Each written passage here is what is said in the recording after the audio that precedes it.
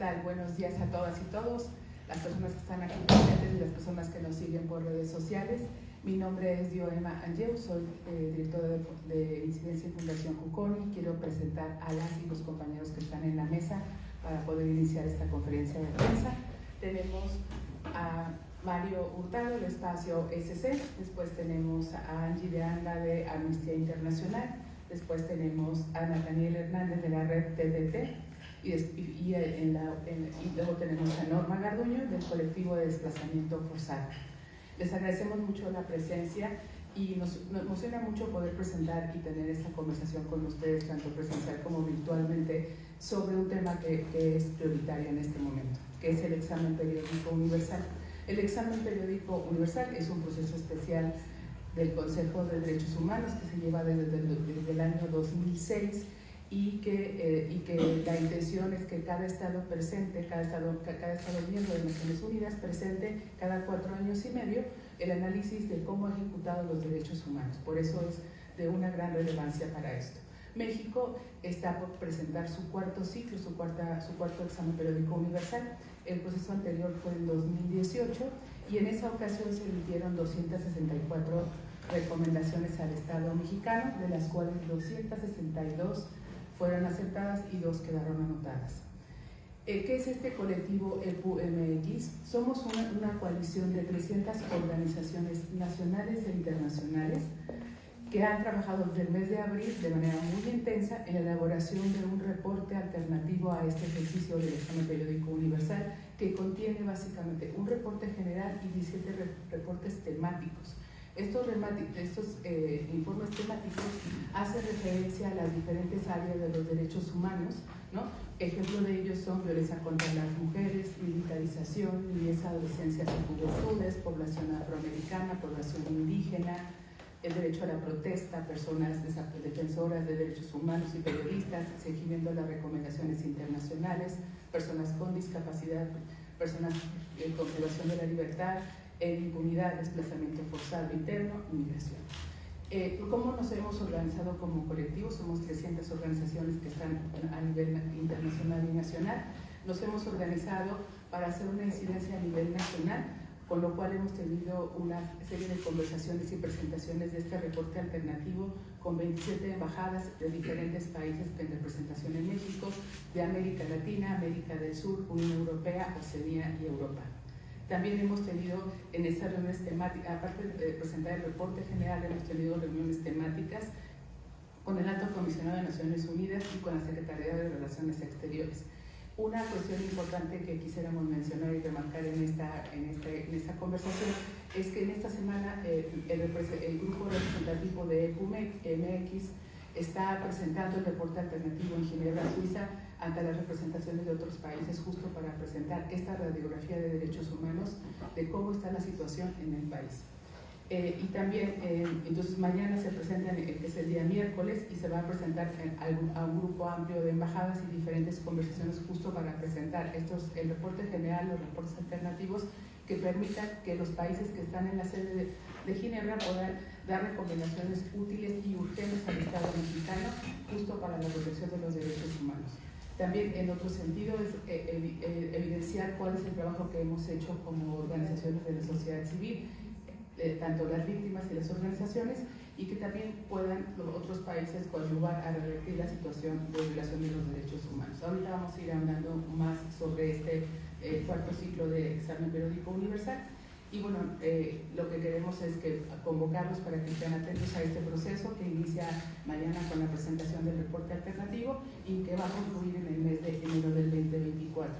En este momento le cedo la palabra a Mario Hurtado.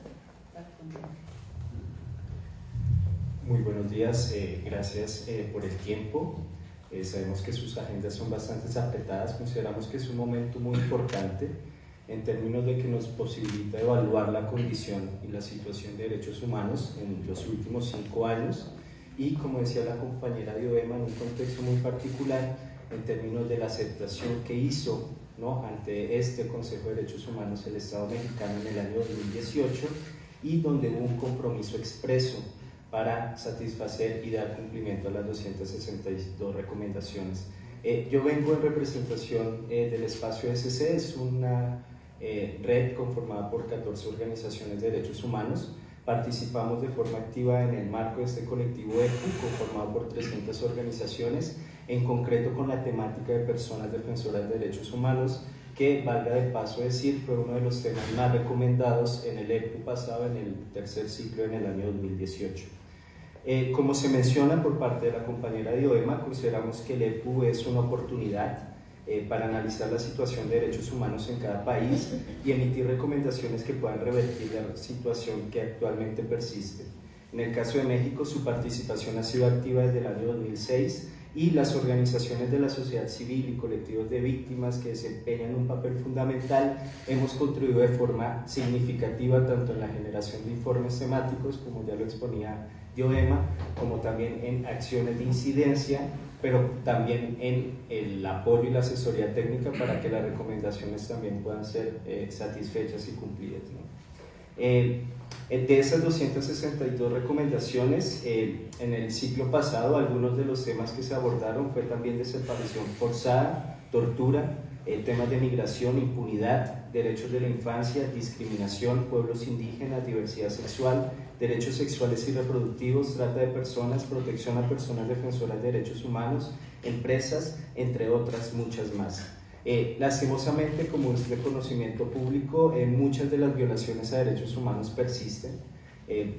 Las políticas públicas que se han adoptado han sido insuficientes y lastimosamente muchas de esas problemáticas no se han logrado revertir, y por eso es muy importante que en este nuevo ciclo se siga generando recomendaciones para que la comunidad internacional, la sociedad civil y la sociedad en general pueda dar seguimiento y sobre todo exigir que el Estado mexicano cumpla con su mandato en protección de derechos humanos.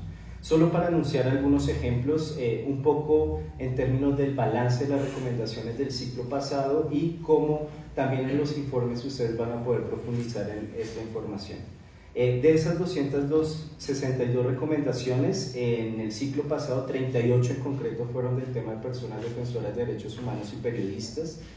Como ustedes sabrán, lamentablemente ha sido muy poco lo alcanzado hasta la fecha en estos 5 años. Vemos algunos avances en temas de recursos financieros, recursos humanos en la materia. Sin embargo, persiste la violencia contra estos gremios e incluso algunas personas defensoras y periodistas con medidas de protección han sido asesinadas. El reciente caso del defensor en Jalisco, Ayotitlán, es un claro ejemplo y tenía medidas de protección, y a eso se suman también los periodistas desaparecidos en Taxco. Es decir, la situación persiste de violencia y el esfuerzo a través del fortalecimiento del mecanismo sigue siendo insuficiente. Eso para dar un ejemplo.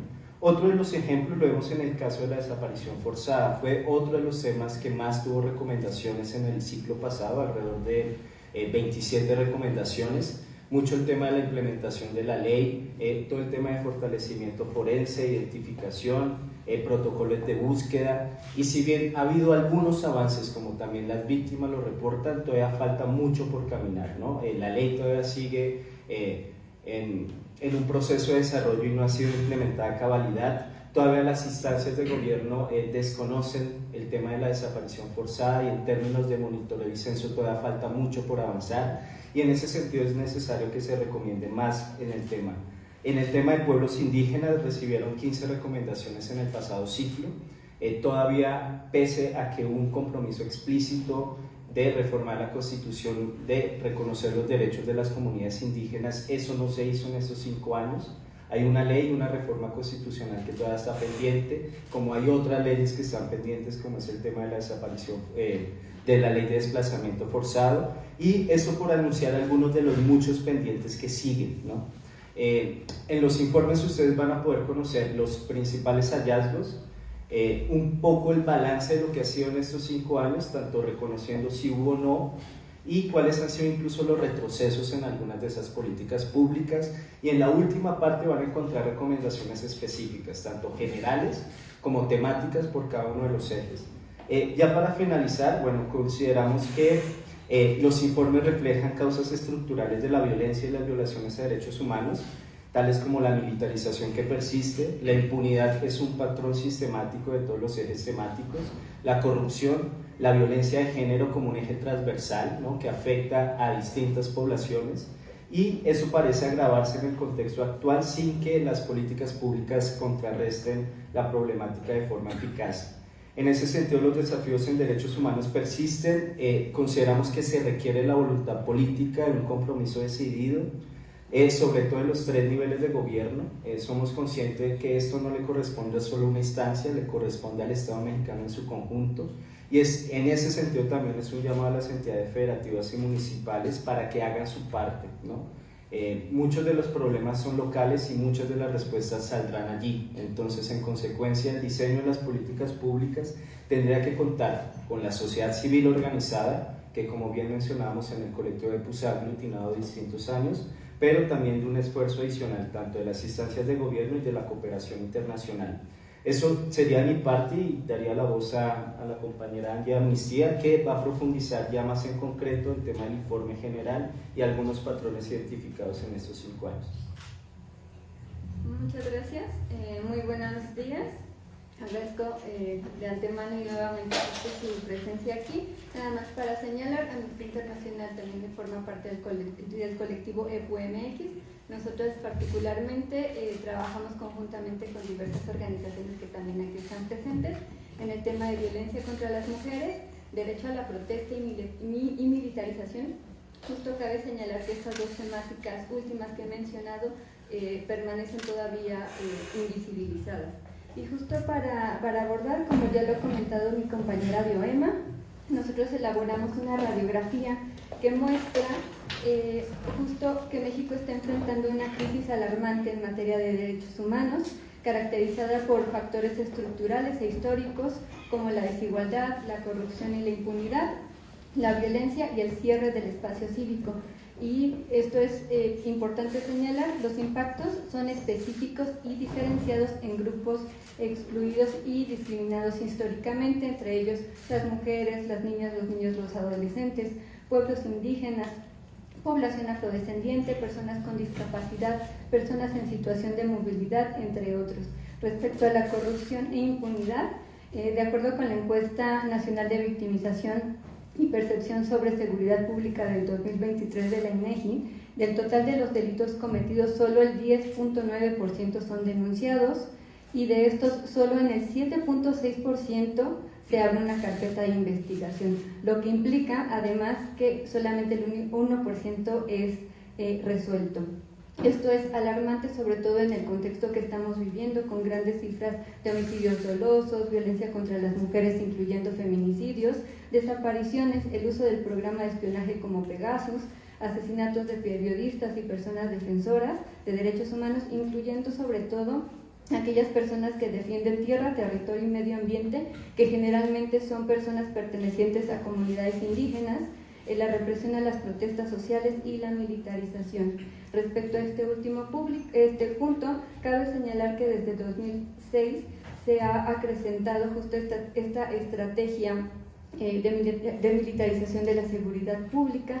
Sin embargo, hemos percatado cómo esto ha implicado además una ampliación de las actividades de las Fuerzas Armadas en otras tareas civiles, que a la fecha suman ya más de 240, entre ellas, como ustedes saben, la construcción de infraestructura pública, administración de puertos y aduanas y tareas de política migratoria. Esto ha implicado también un aumento del 163% de los recursos presupuestales, en un contexto donde tristemente estas instancias continúan siendo opacas, no rinden cuentas, utilizan el fuero militar para investigar violaciones a derechos humanos, pese a que tanto la Constitución como los estándares internacionales dictaminan que ante cualquier violación de derechos humanos esto tiene que ser investigada y juzgada por jueces civiles.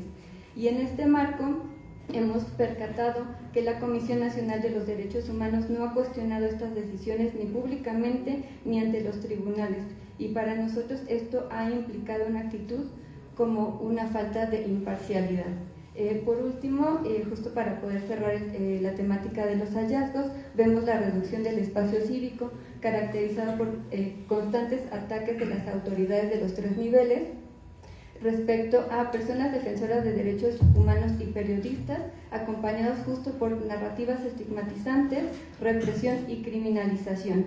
Y en este marco, justo hemos visto cómo el derecho a la protesta es un derecho que está vinculado, como ustedes saben, al derecho a defender derechos, pero también al fortalecimiento del Estado de Derecho. Se encuentra lamentablemente amenazado. Todas las personas que se atreven justo a ejercer este derecho son víctimas de estigmatización, represión, uso innecesario y desproporcionado de la fuerza, acoso digital, falta de acceso a la verdad, justicia, reparación integral del daño. Y en el caso de mujeres, violencia sexual como un castigo por desafiar los estereotipos de género, desde los cuales se supone que debemos permanecer en labores domésticas de cuidado y reproductiva. Un ejemplo claro es el Comité de Víctimas del 9N. Y justo en este tenor, gracias a esta radiografía, hemos identificado como varios retos que es importante que tanto los estados de Naciones Unidas puedan tomar como el gobierno mexicano. Justo en primera instancia hablamos de la formulación de recomendaciones. Ustedes saben, este mecanismo, como lo ha señalado mi compañera Bioema, se lleva a cabo cada 4 años y medio. Por lo tanto, es importante que justo las recomendaciones tienen que ser específicas, medibles, alcanzables, realistas, de duración limitada, justo para que sea una estrategia conjunta y progresiva para la erradicación paulatina de las violaciones a derechos humanos. También, como ya lo ha comentado Mario, es importante ver que esta también es una oportunidad para cooperación técnica y compartir experiencias de cómo otros países han enfrentado y superado los retos concretos en materia de derechos humanos. Y por último, se requiere una coordinación y colaboración efectiva entre todas las instituciones de gobierno de los 3 niveles, incluso ahora que habrá cambio de administración, que tome como base nuestra radiografía y que se implementen efectivamente con participación efectiva de toda la sociedad civil, incluyendo organizaciones, colectivos, víctimas, personas académicas, personas defensoras de derechos humanos y periodistas. Muchas gracias.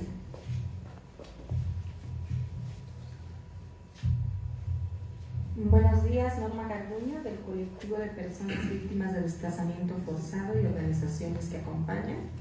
Esta mañana de comentarles primeramente que desde el colectivo hacemos parte también del colectivo EPUMX y voy a compartirles las afectaciones que las víctimas y la sociedad en general les conlleva la no atención y el no cumplimiento de las recomendaciones por parte del Estado mexicano.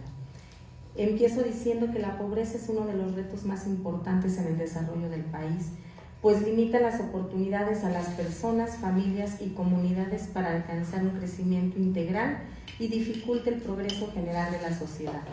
Frente a las violaciones de derechos económicos, sociales, culturales y ambientales, las deficiencias estructurales y legislativas al interior del Estado mexicano complica el acceso a la justicia y a la reparación del daño en esta materia. Persisten así las violaciones a los derechos humanos por la implementación de megaproyectos que generan desplazamiento forzado, pobreza agravada, daño al medio ambiente y el no ejercicio de los derechos culturales. Además, la situación laboral de la población y la carencia de prestaciones limitan el acceso, el goce y el disfrute de otros derechos. Aunado a lo anterior, en México existen altos niveles de violencia estructural que generan múltiples violaciones de derechos humanos. El incremento de violencia a nivel generalizado a lo largo y ancho del país nos sigue enfrentando a violencias directas e indirectas que conllevan corrupción, marginación, impunidad y falta de mecanismos de acceso a la justicia, lo que provoca la ruptura del tejido comunitario y desplazamiento forzado de miles de personas de sus territorios históricos. En Guerrero, Oaxaca, Michoacán, Sonora, Chihuahua, Sinaloa, Quintana Roo y Chiapas, los graves problemas que generan desplazamientos forzados están vinculados con grupos paramilitares articulados a las estructuras de poder municipales, estatales y federales, mismos que intervienen violentamente en contra de las comunidades que defienden sus derechos políticos, sus territorios y sus patrimonios bioculturales. Los paramilitares gozan de impunidad por acción y omisión de todas las instancias públicas responsables de la seguridad pública, debido a que forman parte de grupos caciquiles quienes ejercen control político, económico y social en las regiones indígenas por su vulnerabilidad. La colusión de funcionarios públicos con grupos del crimen organizado provoca conflictos armados por la ocupación y control de los territorios para la extracción de recursos, cobro de extorsiones, trasiego y producción de drogas y la imposición de megaproyectos, generando olas de violencia que expulsan a la gente. Los pueblos indígenas han sido marginados históricamente. El acaparamiento y apropiación paulatina de las tierras indígenas por grupos empresariales transnacionales va respaldado por la militarización territorial y de las instituciones civiles para imponer megaproyectos.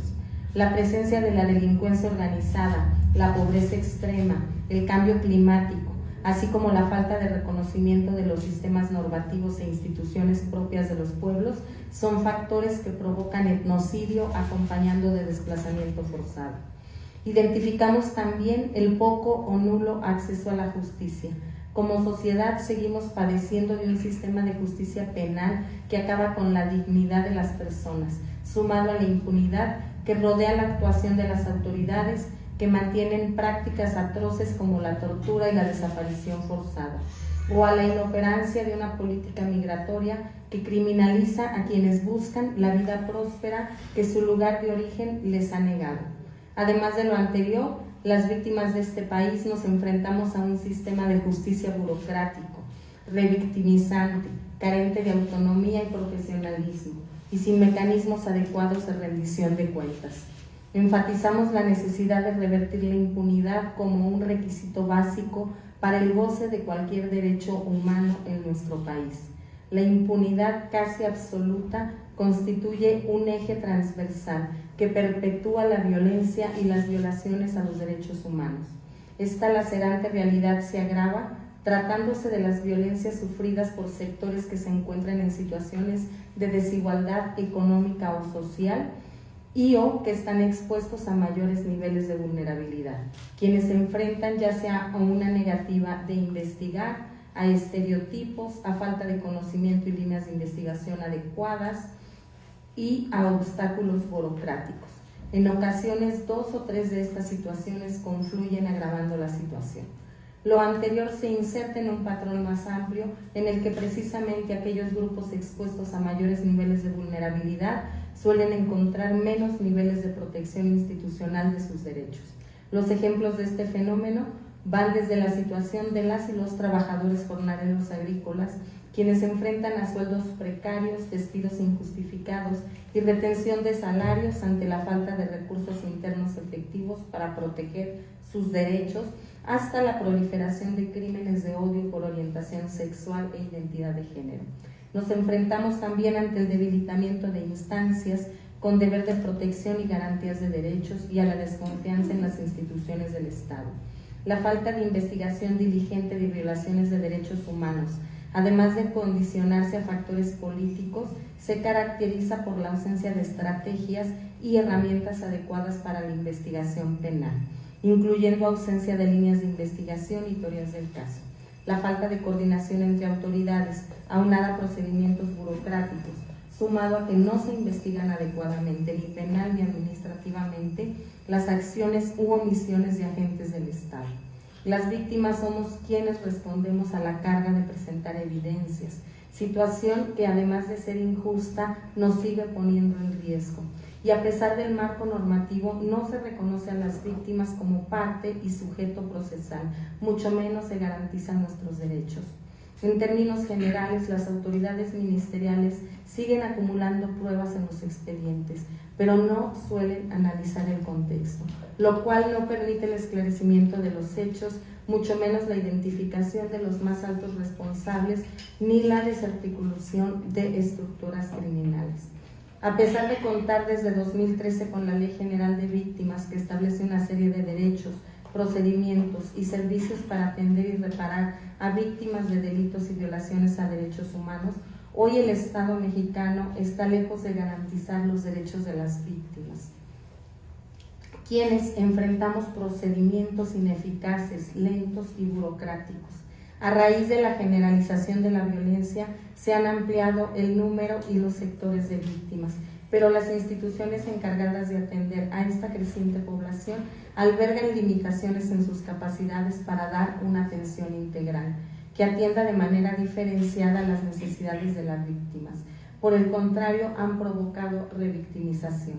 El sistema de atención a víctimas en México es además inoperable estructuralmente. Si la Comisión Ejecutiva de Atención a Víctimas es incapaz de cumplir con su cometido y argumenta no tener recursos en sus delegaciones estatales para apoyar a las víctimas, las comisiones de víctimas de las entidades federativas, en la mitad de los estados donde éstas existen, tienen todavía menos recursos, así como conocimiento y sensibilidad para cumplir con su mandato, aun cuando la gran mayoría de delitos son del fuero estatal, no federal. La experiencia nos demuestra que la aprobación de leyes y reformas no es suficiente para garantizar la implementación de las mismas. Solo se logrará transformar la realidad del país si la aprobación de estas leyes se ven acompañadas de política pública y acciones concretas para poner fin a las prácticas institucionales y obstáculos estructurales que están al centro de la crisis de las violaciones a derechos humanos que vivimos como población. Gracias.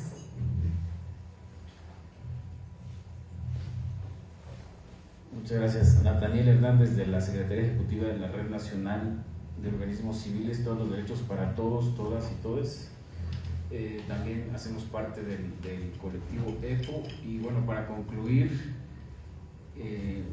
ante este contexto tan adverso al que nos enfrentamos las diversas organizaciones, colectivos y personas defensoras, hemos concretado en los diversos ejes temáticos donde se colocaron nuestras principales preocupaciones debido a la crisis de derechos humanos a la que nos topamos todos los días, por lo que hacemos un llamado respetuoso para que las instancias de gobierno de los 3 niveles, con la mayor apertura y escucha, acepten las recomendaciones formuladas en los diversos informes temáticos.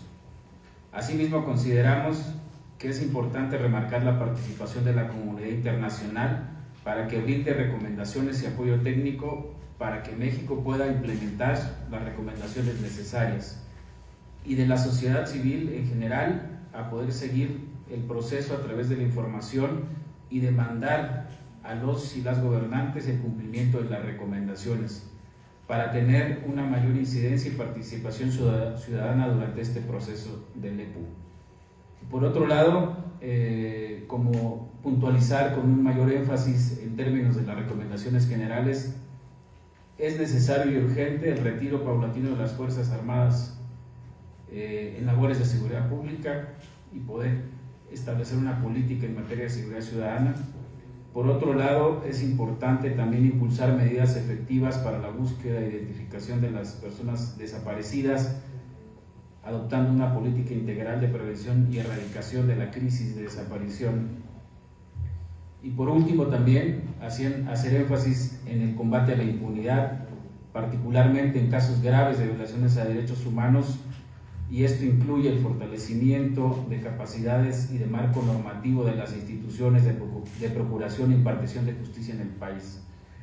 Y también invitamos a los y las periodistas que están presentes y los que no, también invitarles a dar seguimiento al proceso, especificando que en concreto el examen periódico se llevará a cabo el día 24 de enero a las 10 de la mañana, hora de Ginebra. Y también les invitamos a consultar la página web, que por atrás están los códigos QR también para poder ubicar los informes generales y temáticos. Y aquí está la página web para que puedan consultarla y conocer el contenido de los diversos informes temáticos que aparecen ahí, y en caso de que pudieran establecer algún contacto directo, puede ser a través del correo electrónico epu.comunicacion@gmail.com. Y por último, agradecemos sin duda alguna su asistencia, su participación en este espacio, y los exhortamos a mantener la difusión en los diversos medios y redes sociales que estén a su disposición para que pueda estar al alcance de la ciudadanía y podamos conseguir un impulso necesario para que estas medidas puedan ser adoptadas y encaminadas a respetar, garantizar y proteger los derechos humanos en nuestro país, porque consideramos que en esta coyuntura política es importante que podamos sumar los esfuerzos de diversos actores e instancias, así como de los medios de comunicación. Muchísimas gracias. Ahora la idea es que destinemos este par de minutos, también si ustedes tienen preguntas y también dar respuesta. También en el público están varios colegas de organizaciones que también participaron en el colectivo y también les invito a que pasen aquí al frente, también si hay preguntas muy específicas de alguno de los ejes temáticos, que mejor que quienes también redactaron cada uno de los informes pueda darles la respuesta adecuada. Entonces, si gustas, Ever, podrías apoyarnos con el tema de las preguntas. Invitaría también a las organizaciones a estar pendientes y a tomar nota. La idea es que también sean preguntas y respuestas cortas, como para que fluya en la medida de lo posible un diálogo, ¿vale? Dejamos acá para cargar las groserías. Buenos días, muchas gracias por su ponencia. Yo soy Fernández de Publimetro y son mis preguntas para Norma Garduño y para Natanael Hernández. Primero, me interesa mucho saber, profundizar sobre el desplazamiento. Habló de que existe la mayor parte de estos desplazamientos que se ejercen a través de la violencia, pues tienen que ver mucho los proyectos. No he tenido la oportunidad de leer el reporte, pero me pregunto, y también quisiera si puede añadir su opinión, ¿estos tienen que ver con minerías? También si hay algún proyecto federal involucrado y también si hay proyectos de gobiernos locales. Esto porque pues, le estoy dando seguimiento a proyectos mineros que están desplazando gente, pero si puedes abundar más también. Y mi segundo par de preguntas serían para Hernández, por favor, en esto de las recomendaciones, cuando dice que sería bienvenida el apoyo de la comunidad internacional, ¿tienen algo un poquito más específico derivado a que, por ejemplo, la OEA suele actuar en pro, entre comillas, de los derechos y pues hay ejemplos que no se cumplen tal cual? Y tengo una duda técnica, si el 24 de enero, que es cuando se hace el examen, ese mismo día emiten las recomendaciones. Sería todo. Gracias. Hacemos una ronda y para contestar por si hay múltiples temas que podamos ir ahondando, y igual también a las colegas que están afuera de las organizaciones, igual siéntanse en confianza si gustan profundizar en algún tema. Y otro compañero que pidió la voz. ¿No? Okay. No, por ejemplo. Pues si gustan vamos dando inicio con, no sé, Norma, si gustas tú, Sí. y Angie. Bueno, primero comentarte que el fenómeno del desplazamiento forzado es un fenómeno multifactorial. Efectivamente, el tema de los megaproyectos extractivistas es una de las principales causas. Sin embargo, los proyectos extractivistas no pudieran desarrollarse si no hubiera una serie de disposiciones, omisiones y aquiescencia por parte del Estado mexicano. Creo que todos hemos sabido de distintos casos donde llegan los proyectos a las comunidades y las comunidades amanecemos con la noticia de que eres ya parte de alguna concesión, de algún proyecto extractivista. Efectivamente, el extractivismo minero es uno de los principales, sin embargo, no es exclusivo. Sí, o sea, hay muchas ahora mismo proyectos incluso de desarrollo de infraestructura por parte del Estado que está siendo motivo de desplazamiento de comunidades. Pero bueno, también estamos en medio de una violencia generalizada en donde las peleas por las plazas de los cárteles también hacen que las poblaciones nos desplacemos. Sin embargo, bueno, he de señalar que esto de la violencia no es un fenómeno independiente, o sea, va de la mano con la entrada de las empresas extractivistas. Entonces, bueno, el que llegue una empresa extractivista trae de la mano otras violencias. Hay muchos casos al interior del colectivo, somos más de 70 comunidades únicamente en este colectivo, sin embargo, bueno, hay otros colectivos a lo largo y ancho del país. Creo que si hay como interés de algo más puntual, pudiéramos tener como algún intercambio de información, porque sí tenemos mucha información al respecto. Para nosotros sí es una línea causal directa. Muchas gracias. Y solo comentar un poquito en términos de la pregunta, que sí puntualizamos que es importante que la comunidad internacional en diversas instancias pudiera brindar el apoyo técnico al país y también poder brindar estas recomendaciones a México, ¿no? O sea, está siendo observado por diversas instancias, por diversos países, y evidentemente hay recomendaciones, en este caso de las que la sociedad civil ha puntualizado en estos informes, que lo que solicitamos es que puedan ser adoptados por la comunidad internacional para efectos de que México pueda cumplirlos. Y en cuanto al procedimiento, Angie podría precisar mucho mejor esta parte. Gracias. Justo les invitamos a estar pendientes porque el 24 de enero es el examen. En este marco justo se da un diálogo entre los Estados miembros de Naciones Unidas. También se dan puntualmente las recomendaciones, hay preguntas, y posteriormente, aproximadamente en abril, es cuando el Estado mexicano decide de estas recomendaciones cuántas acepta o cuántas anota. Gracias. Sí, compañera, otra pregunta por acá. Si hay otras, también para que se vayan enlistando, les agradecemos. Gracias. Muy breve, por favor, para Mario Hurtado y para Norma. Soy Yesenia Santiago del Heraldo Televisión. ¿Ve voluntad política y gubernamental desde la actual administración de realmente aplicar estas recomendaciones que vienen de las Naciones Unidas, que se esperan, como comenta Angélica, para abril, o realmente podría quedar en letra muerta? ¿Hay más preguntas? Bueno, de hecho eso también es la intención de hacer esa conferencia y este anuncio y de presentar estos informes temáticos, porque creemos que es importante hacer ese llamado a la voluntad, ¿no? La voluntad también se genera y en ese sentido ese es el llamado. Ya hemos tenido también reuniones con instancias de gobierno, el gobierno también presentó su informe, o sea, también el hecho de participar puede ser un buen mensaje y en ese sentido también el llamado es que participen tanto en el examen el 24 de enero con un perfil, una delegación de alto nivel, sobre todo para que se generen esos acuerdos, ¿no? Ahí vamos a ver realmente la voluntad.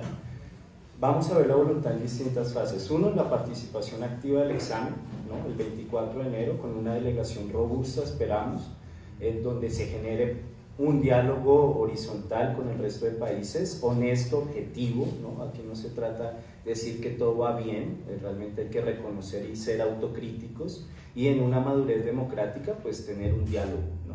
El segundo momento de la voluntad política va a ser la aceptación de las recomendaciones, ¿no? Ese es otro momento donde el Estado mexicano se va a obligar ante la comunidad internacional de aceptar o de anotar, ¿no? En 2018 el actual gobierno se comprometió.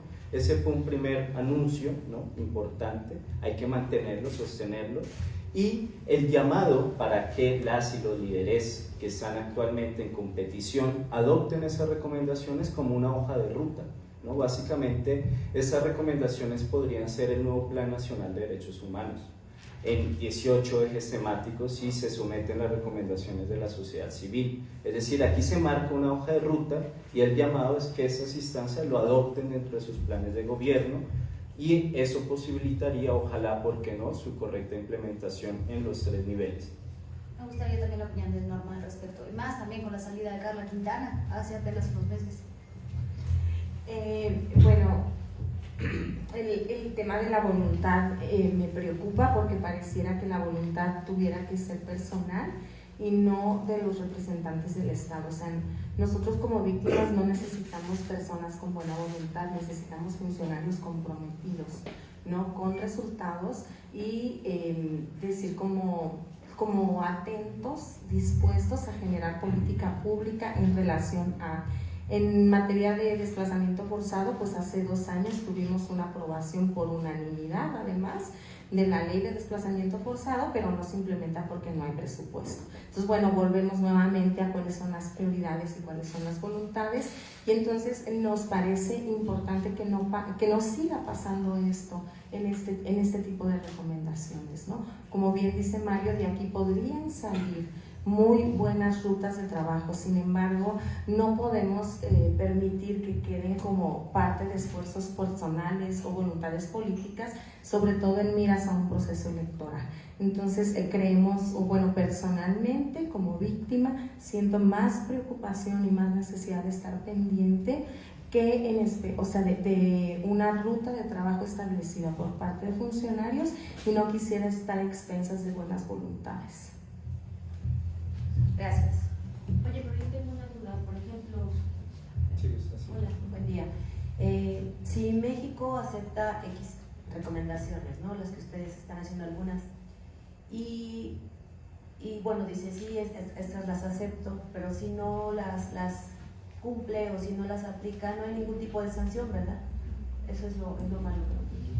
Se queda solamente que Sí, acepta. efectivamente, el examen periódico universal no es un mecanismo vinculante propiamente, pero sí tiene también un peso político importante en el término del escrutinio a nivel internacional, ¿no? México tiene una labor muy activa en el Consejo de Derechos Humanos, entonces políticamente sí tiene un impacto, ¿no? En términos del balance, y ya en términos internos ya es la labor de la sociedad civil organizada que a través de la exigibilidad se logran intentar materializar en políticas públicas, ¿no?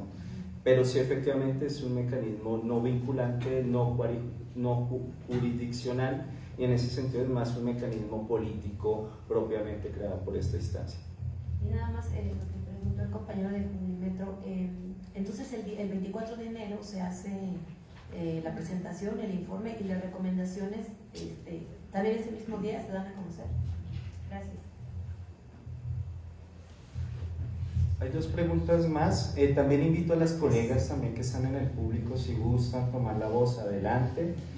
Nos gustaría también para que conozcan parte también del colectivo. Es muy amplio, esta es una pequeña representación.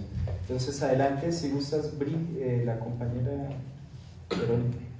Hola, buenos días, soy Verónica Espinosa del Proceso. ¿Cómo ponderan todo este conglomerado tan numeroso de organizaciones de la sociedad civil que hacen este trabajo, que de algún modo, bueno, representan pues, a muchísimas personas y problemáticas en el país? Este trabajo y la posibilidad de plantear esto en el examen periódico, en contraste con el discurso del gobierno federal de descalificar completamente o casi completamente el trabajo y a las organizaciones de la sociedad civil como estas. Es decir, esa sería mi pregunta.